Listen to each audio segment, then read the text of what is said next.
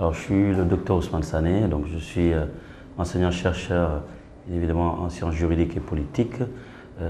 Je suis basé à Paris où j'enseigne. Par ailleurs, je suis chef d'entreprise. Je suis le président de l'Institut Thales Afrique, ici basé au Sénégal, au Burkina et bien évidemment au Mali.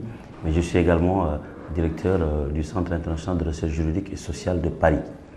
Dans le cadre du REDES, bien entendu, j'occupe une fonction, bien évidemment, de directeur en charge des relations extérieures.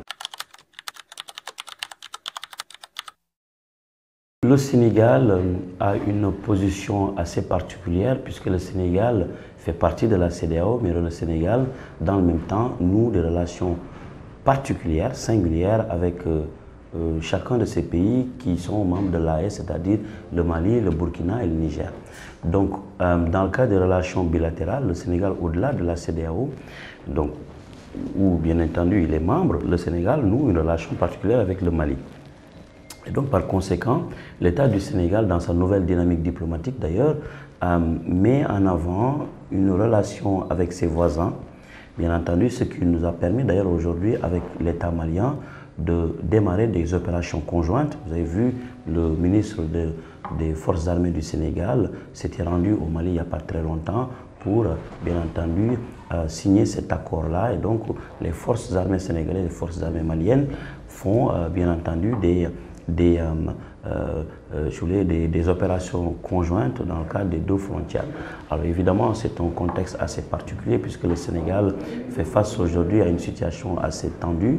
L'Afrique, le Sahel, bien entendu, et donc le Sénégal n'est pas encore sorti de l'auberge.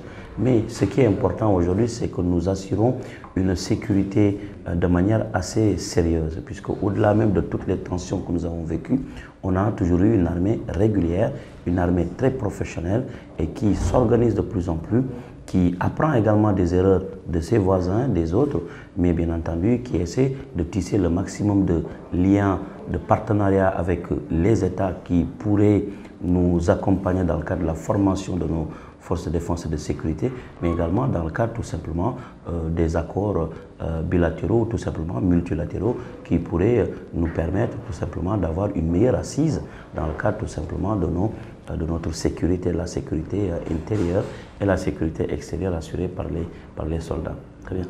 Alors bien évidemment, j'en fais un appel solennel puisqu'en réalité, le REDES est une organisation qui regroupe aujourd'hui de très hauts cadres, de très grands chefs d'entreprise, mais également de très petits qui souhaiteraient au moins avoir l'accompagnement des aînés qui s'y connaissent beaucoup plus.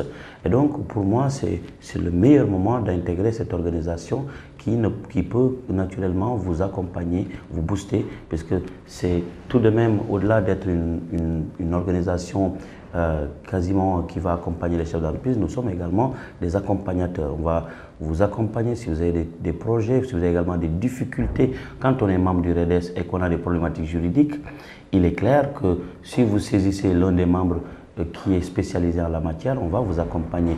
Ça vous éviterait bien évidemment d'aller consulter un cabinet à l'extérieur, etc. Et donc nous, l'influence que nous avons ici, c'est d'accompagner les chefs d'entreprise, d'accompagner les jeunes de la création, mais également tout simplement de les guider vers tout simplement la voie de la réussite. Donc c'est le meilleur moment d'intégrer cette organisation et puis c'est une opportunité pour tout chef d'entreprise, que vous soyez jeune ou tout simplement senior, puisque c'est une sécurité en réalité pour un chef d'entreprise. Donc je dis encore une fois, je n'ai pas hésité, même résident à Paris, à intégrer l'organisation dès que le président m'en avait parlé. Et c'est le lieu d'ailleurs de féliciter et de le remercier, le président Fallou Sène, qui naturellement aujourd'hui dirige cette organisation et qui, bien évidemment, avec sa clarté et sa vision assez large, a réussi à regrouper quasiment tous les cadres du Sénégal. Et c'est une très très belle chose.